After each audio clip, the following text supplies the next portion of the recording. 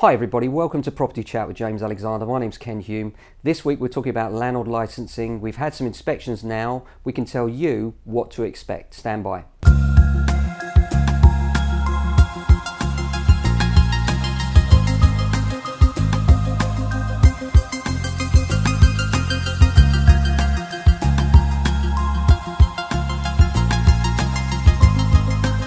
Okay, so Croydon Landlord licensing.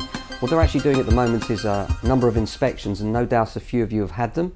Some of you will have them to come, and you'll need to know what they're looking for and what you can expect from the people that are looking around your properties. So number one, they're going to be looking for paperwork and making sure that the people that you claim to have let to are the people that actually live there. And that might sound strange, but quite often tenants can change through various reasons over time. So they're going to be looking for regular inspections. They're going to ask your tenants if there's anything that they want to tell the inspector. The inspectors at the moment are environmental health officers. This is good because they're professionals, and that means that they can take a broader view over such things as dampness, where you might have a bit of black spot mold coming through, which is actually more of a fault of the tenant than of the landlord. But because they're well qualified, experienced with the building technology, actually they're quite reasonable about this kind of things in my experience. What my fear was, and luckily it's not come to rest as yet, and I hope it doesn't in the future, is that at some point Croydon might economise and use inspectors that aren't environmental health officers and therefore aren't highly qualified, and therefore are asking you, the landlord, to carry out works which are entirely unnecessary, or indeed maybe entirely the fault of your tenant, but a lack of experience doesn't allow the inspector to spot that. But I'm happy to say at the moment it's environmental health officers, and they are experienced professionals, and they will be looking for the right things in the right way and just making sure that you've covered your bases. So what are we talking about? Number one, gas safety certificate if required, obviously only if you have gas in the premises. Number two, electrical safety certificate. They'll be looking for that too. They'll be looking at your tenancy agreement to make sure that that is valid and correct. They're looking at your landlord licensing details, such as the right to rent. These days tenants, as you probably know, have to pass the criterion of being legally allowed to rent in the UK, and they'll be looking to make sure that you've checked that. And they'll be looking to ask your tenant if there's anything else that the tenant wishes to tell them.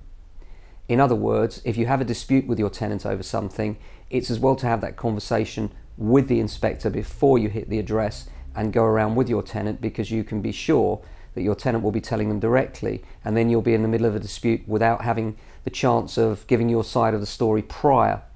So make sure you have your gas safety certificate, your tenancy agreement, any safety certificates such as electrical, anything else such as inspection notes from previous inspections, and make sure that you give the inspector your take on what's going on with the tenancy. If there's anything particularly that you have a dispute with the tenant over, such as they're washing their clothes and leaving them out to dry on radiators, which is causing black spot mold, so that the inspector can get some sort of handle on why we have an issue, where we have an issue. So if you have issues and you haven't done your proper safety checks, then you can expect problems, and quite rightly so. But so far I can report that it's been fair and balanced in the approach of the environmental health officers, and I don't think any of us can complain about that. It's absolutely fine. My fear is later on maybe that will change, but right now what I can tell you is, as long as you have your safety checks in order and you've got everything you need in terms of your paperwork, then you have nothing to fear. They may ask you to make a few amendments or changes if you haven't quite complied, but it appears to me that their attitude is very much light touch, providing you're a fair landlord. So I hope this helps you. If you need any more information, as always, give us a call. We're quite happy to help if it comes to taking over an existing management for you, so we can make sure you're compliant with all these things. Or anything else, just give us a call or drop us an email anytime. That's it for this episode. Hope you've enjoyed it. Hope it's helped more than anything else, because I know people can get very anxious over this. So if you do need to drop us an email, please don't hesitate or give us a call. For this week then, take care. Speak to you soon.